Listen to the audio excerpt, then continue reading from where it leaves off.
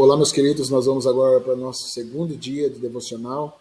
E nós vamos falar um pouquinho sobre a sabedoria que nos dirige. Irmãos, nós precisamos ser sábios, né? Sábio para ser dirigido e sábio para buscar o propósito de Deus. E eu quero falar um pouquinho sobre a questão de afiar o ferro, tá? Eclesiastes, capítulo 10, versículo 10, diz algo interessante. Ele diz assim, ó, se estiver embotado o ferro e não se afiar o corte, então se deve redobrar a força. Mas a sabedoria é excelente para dirigir. A Bíblia não está falando que a sabedoria ela é boa, ela é excelente para dirigir. Querido, nós precisamos ser sábios. Essa é a ideia. Tá? E o que ele está querendo trazer, querido? Qual que é a ideia aqui? Porque ele usa algo muito interessante. Ele diz, quando o ferro está embotado, você precisa redobrar a força. Quando ele fala do ferro, querido, pode estar falando de qualquer coisa, né? O ferro tem vários tipos de ferro, vários tipos de ferramenta que é feito de ferro. Mas no versículo anterior, ele nos dá uma ideia do que ele está falando. Ele diz assim, ó, aquele que transporta pedras será maltratado por elas, e o que racha lenha expõe-se ao perigo. Irmãos, o que você racha lenha? Né? A lenha se racha com machado. E depois ele diz, se o ferro está embotado, ou seja, sem corte, e não se afiar aquilo, né, que é a única forma de você melhorar o corte, ele diz, vai precisar redobrar a força. Tá? Então ele está dizendo, gente, que tem gente que na hora de rachar lenha, ele precisa de muito mais tempo, né, ele precisa estar colocando muito mais força. Mas por que ele está dizendo isso?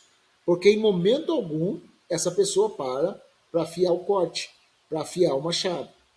Mas a Bíblia está falando que a sabedoria é em que a pessoa precisa para poder parar e afiar o corte. Ele diz, a sabedoria é excelente para dirigir. Então, querido, é sábio você parar para afiar o corte. Quando você para afiar o ferro, você vai render muito mais o seu trabalho, né? Vamos ganhar mais tempo, vamos gastar bem menos energia, vamos cansar menos. Então Deus está nos ensinando, querido, que essas coisas não é só um propósito natural, é um propósito espiritual. Quanto mais você gasta tempo afiando o ferro, mais você vai desenvolver aquilo que é o seu trabalho. Eu me lembro uma vez que eu estava conversando acerca desse assunto e o meu primo, ele que trabalhou na carpinagem, ele começou a falar para mim que ele não entendia muito bem, porque ele chegava de manhã no trabalho e ele, aquele negócio, vou fazer a coisa render, vou produzir. E ele pegava a enxada, irmão, e ia para cima, ia lá. E os senhores, os de idade, né, eles sentavam, eles pegavam a enxada, pegavam a lima e ficavam ali amolando, amolando, amolando, amolando, trabalhando ali, amolando. E o meu primo não entendia, né? Por que eles gastavam tanto tempo? Irmãos, mas depois, quando eles começavam a trabalhar, meu primo falou que era uma máquina. Senhores de idade já, mas trabalhava e chegava nele rapidinho. Por quê? Porque era sábio. Eu acredito, querido, que a sabedoria que a gente precisa ter é gastar tempo com Deus, irmãos. Gastar tempo afiando, querido, o corte. Gastar tempo, querido, buscando a presença de Deus. Eu vejo muita gente achando que está perdendo tempo. Não, eu vou levantar rápido, eu preciso produzir, eu preciso fazer as coisas acontecer. Querido, na verdade não é sábio. Não é sábio quando você se arrebenta, né, achando que você vai conquistar tudo na sua força, que você na sua força você vai conseguir viver algo sobrenatural. É sábio você passar tempo afiando o corte, querido. Abraham Lincoln disse algo muito interessante. Ele disse: se eu tivesse 8 horas para derrubar uma árvore, passaria 6 afiando o meu machado. É sábio. Porque quanto mais tempo você afia o seu machado, naturalmente você vai ter menos força, vai ter que gastar menos força, você vai ter menos energia lá, gastando energia, né? Então, assim, a ideia é você ter entendimento, sabedoria para dirigir. Irmão, quantas pessoas hoje você conhece que estão esgotadas? Quantas pessoas você conhece que gastam tanto tempo hoje fazendo algo e as coisas parecem que não vai para frente? Então, querido, é sábio você parar para afiar o corte do machado. Você não vai rachar lenha, querido, só se esforçando, só na base do seu esforço. Eu vejo muita gente hoje, irmão, vivendo só na base do seu esforço. E, querido, a Bíblia nos diz, e é algo interessante, que Deus ele nos dá algo que vai além do nosso esforço. Jesus ele falou, querido, que se o Senhor não guardar a cidade, em vão vigia o sentinela. Irmão, Deus ele pode ir além da vigilância do sentinela. Ele não está falando que o sentinela não precisa estar lá, mas ele está dizendo o seguinte: eu vou além da vigilância dele. Quando você tem Deus, você vai além, querido. Ele diz, querido, que se o trabalhador ele pode acordar cedo, dormir tarde, comer o pão de dores, enquanto o Senhor abençoa aqueles que é dele, até quando está dormindo. Então ele fala que inútil é você repousar tarde, comer o pão de dores, acordar cedo. Ele está falando de uma bênção, irmão, que vai além do seu esforço, da sua capacidade. Estar conectado com Deus, gastar tempo com Deus, querido, vai te levar além daquilo que o seu esforço pode reproduzir. Tem um texto que me chama bastante atenção em relação a isso, que é um texto de Zacarias, capítulo 4, versículo 6. Irmão, esse texto para mim nos mostra exatamente aquilo que Deus está querendo dizer em relação a gastar tempo com Ele, porque não é só na nossa força, irmão. Tem pessoas que eles vivem um nível de esgotamento porque eles não colocam Deus em primeiro lugar. A Bíblia vai dizer que no livro de Zacarias, no capítulo 4, versículo 6 ao 10, diz assim, ó: prosseguiu ele e disse, esta palavra do Senhor a Zorobabel, não por força, nem no poder, mas pelo meu espírito, diz o Senhor dos exércitos. Ele está deixando bem claro, não é na sua força, não é só no seu poder, ele diz, é no meu espírito. Irmão, tem coisas, querido, que a gente não vai conseguir resolver só na força. Eu não estou dizendo que você não deve trabalhar, que você não deve se esforçar, que você não deve fazer a sua parte. Mas, irmãos, a Bíblia está deixando bem claro que Deus, querido, nos abençoa. Ele está deixando bem claro que tem coisas que só resolve do lado espiritual. Ele está dizendo, não é na força do seu braço. Querido, nós gastamos tempo hoje com Deus, irmãos, e quando você percebe, eu vejo isso, querido, no meu dia a dia. Muitas vezes eu falhei em não ter tempo com Deus de manhã e o dia foi exaustivo, dia difícil, dia de pouca produtividade, de muito esforço, muita dificuldade. E você chega no final do dia esgotado, irmão. Então ele está deixando bem claro, as coisas não vão se resolver só na sua força, eles não é por força, não é por poder. Outras traduções não é por violência. Ele diz, mas é pelo meu Espírito, diz o Senhor dos Exércitos. Irmão, nós formamos uma parceria com o Espírito Santo. E essa parceria nos ajuda, querido. Nos ajuda a ter êxito, nos ajuda a viver algo sobrenatural da parte de Deus. É sábio, querido, você gastar tempo afiando o machado. É sábio você ter tempo orando, ter tempo buscando. É sábio, irmão. Quando você acorda de manhã, tem esse tempo com Deus, tem esse devocional. Isso é ter sabedoria, querido. O Espírito Santo trabalha nisso. Ele diz, quem és tu, ó grande monte? Vamos continuar. Diante de Zorobabel serás uma campina, porque ele colocará a pedra de remate, em meio a aclamações, haja graça e graça para ela. Irmão, monte fala de dificuldade. E quem que não enfrenta? Monte fala, querido, de empecilho. Né? Por exemplo, quando você vai chegar do outro lado, quando você vai chegar para viver algo do outro lado e você encontra monte, irmão, é difícil. Difícil para nós hoje. Quando você vê, por exemplo, você vai construir algo e você encontra uma montanha na sua frente, é difícil para nós hoje que temos máquina, temos coisas hoje que é mais fácil de você conseguir removê-los. Estou trazendo para o natural, é lógico. Imagine para eles, que naquela época, eles estão falando de montanha, de empecilhos, de dificuldades. Então, assim, estamos falando de coisas que vai se levantar. No meio do caminho vai se levantar a oposição, irmão. Pode ter certeza, querido. Mas a ideia aqui, você não está sozinho. Não é só na sua força. É pelo Espírito Santo. Então, irmão, é sábio quando você começa a buscar. É sábio, querido, você gastar tempo com Deus. É sábio, irmão, você estar buscando a presença de Deus. É sábio você estar afiando o machado, querido. É sábio, irmão, porque isso vai te trazer energia, vai trazer força. Quando você coloca Deus em primeiro lugar, as outras coisas elas vão se desenvolvendo. Quando você busca primeiro o reino de Deus e a sua justiça, as outras coisas vão se desenvolvendo. Vai se levantar empecilho, querido. Vai se levantar dificuldade.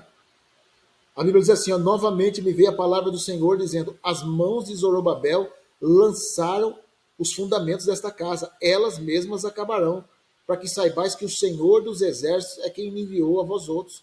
Quando você olha o contexto aqui, querido, você vê pessoas se levantando para que não se levantasse a casa de Deus, não fosse construída.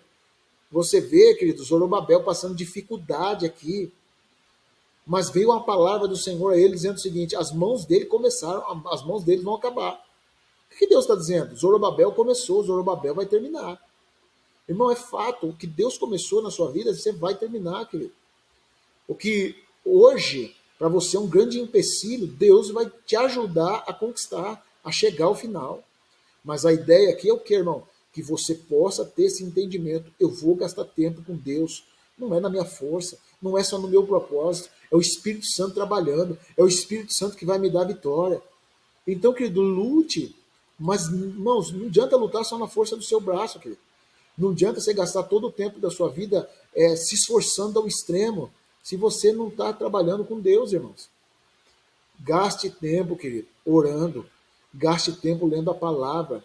Gaste tempo, querido, tendo relacionamento com Deus, aprendendo ali, desenvolvendo o seu relacionamento com Deus.